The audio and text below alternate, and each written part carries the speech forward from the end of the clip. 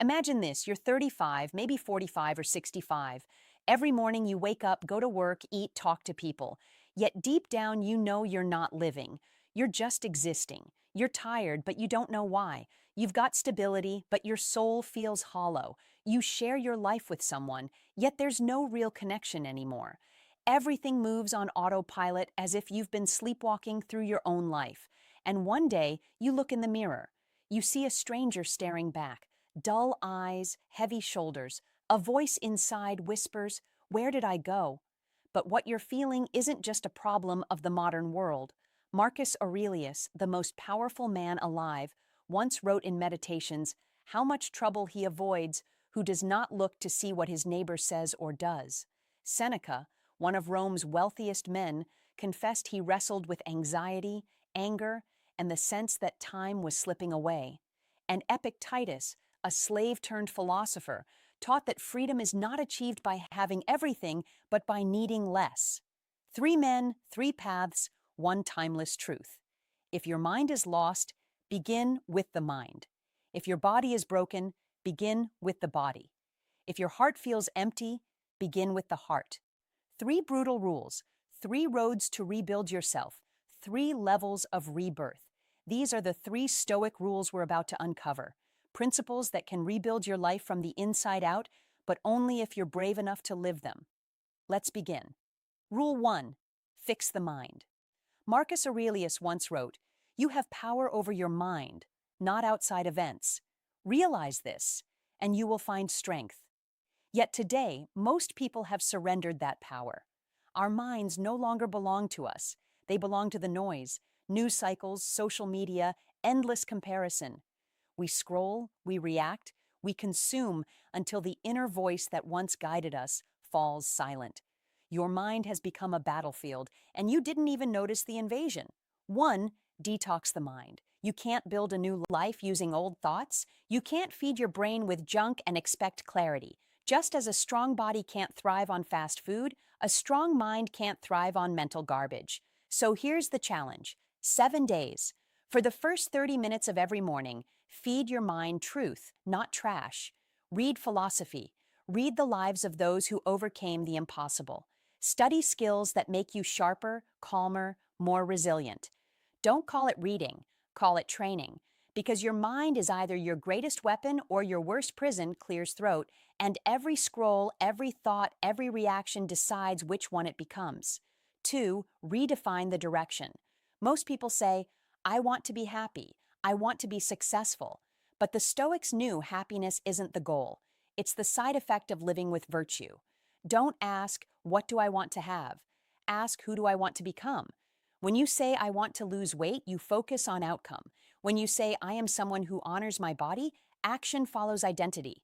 That's not habit change. That's identity shift. Write this down. I am becoming. Then finish the sentence not with who you wish to be someday, but with who you choose to be today. Because transformation doesn't happen in the future.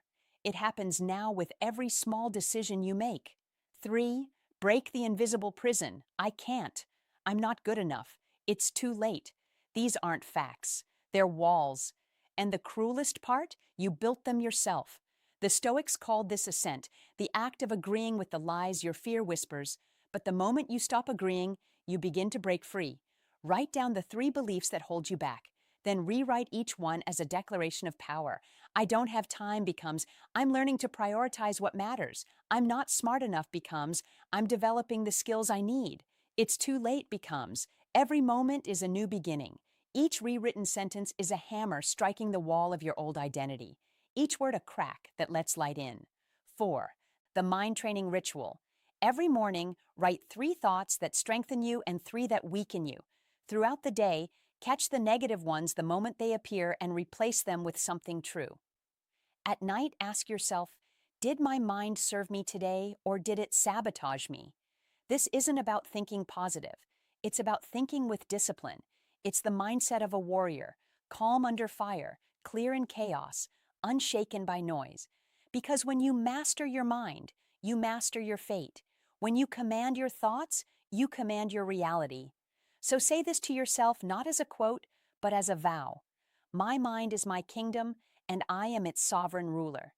And from this moment on, no one rules it but you. Rule 2, fix the body. Your body is the foundation of your soul, the vessel that carries your mind and your purpose through life. You can't maintain a strong mind while living inside a weak body.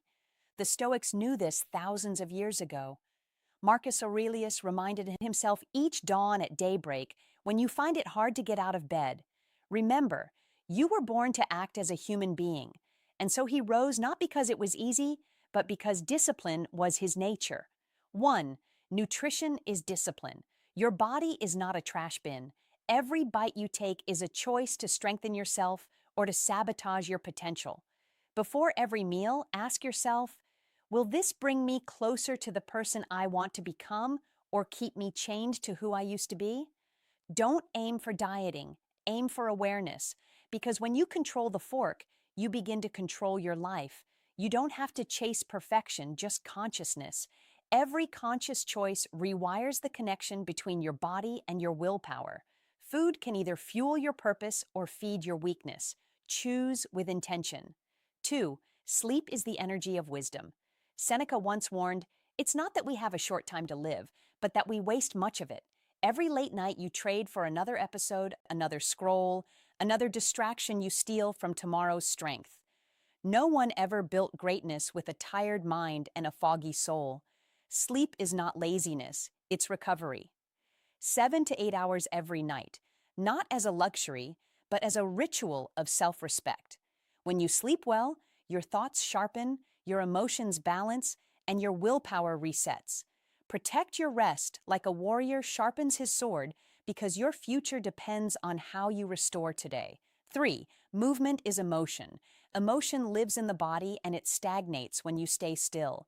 You're anxious, walk. You're angry, run. You're lost, lift something heavy, breathe deeply, feel your heart beating again. Epictetus, though, crippled too. No great thing is created suddenly.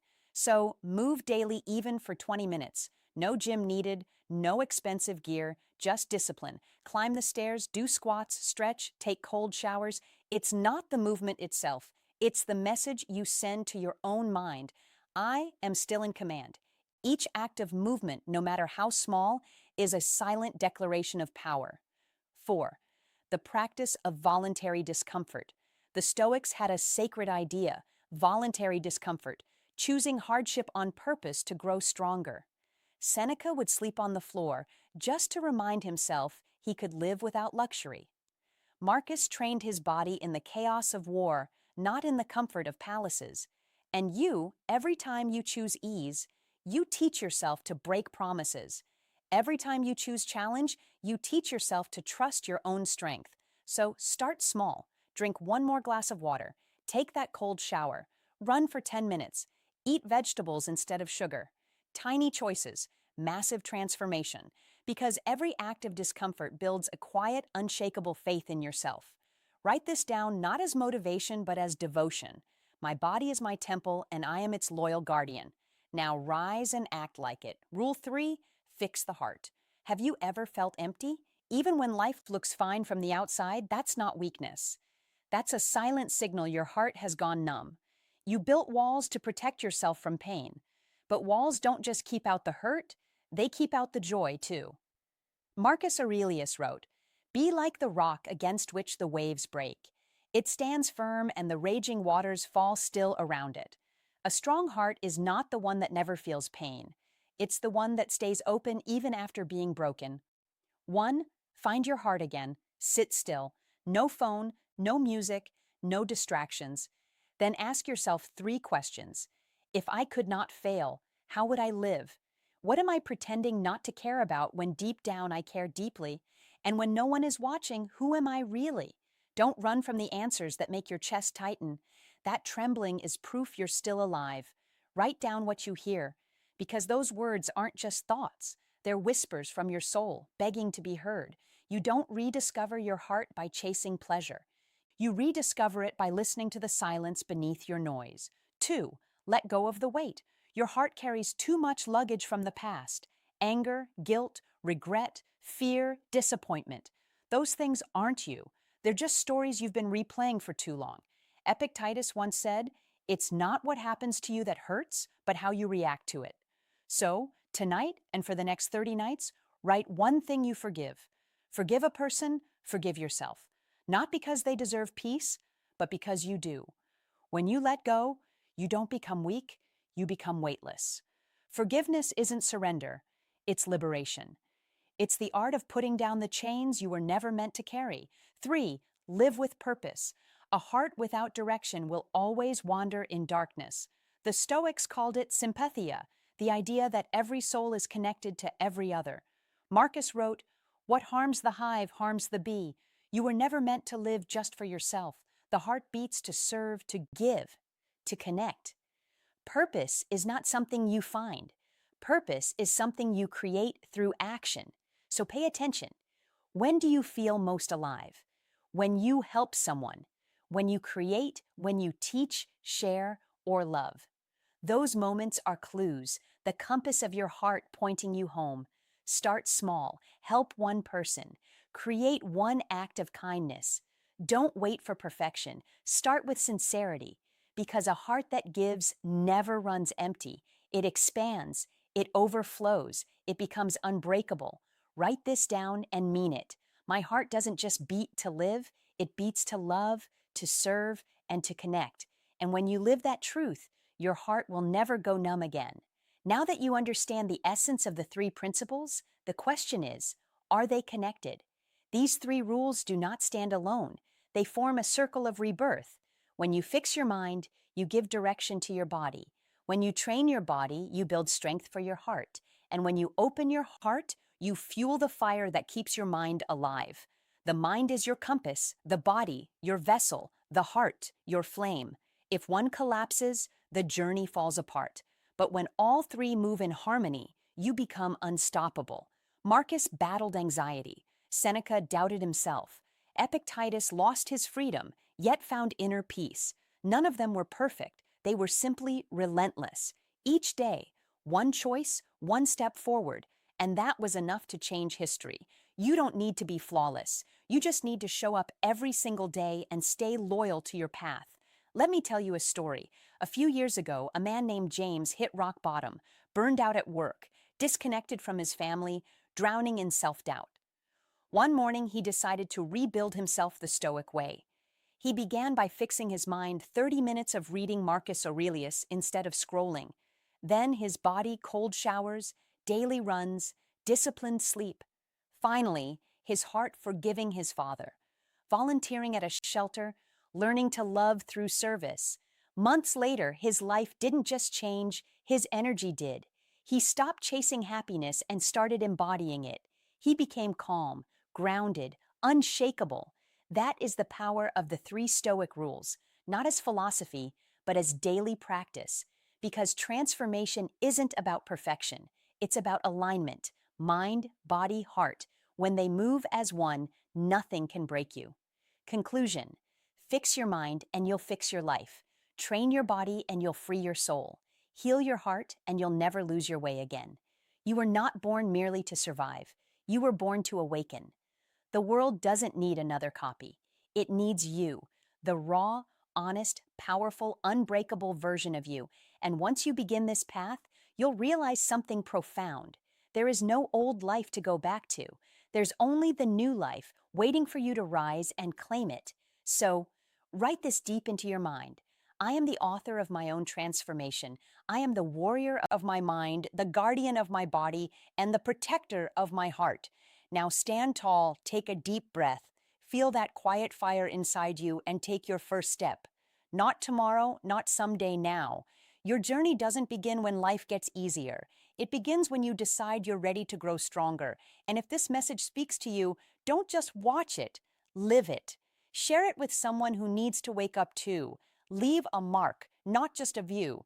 Hit like if this reminded you of your own strength. Subscribe so we can walk this Stoic path together every week. And in the comments, write just one sentence, a promise to yourself.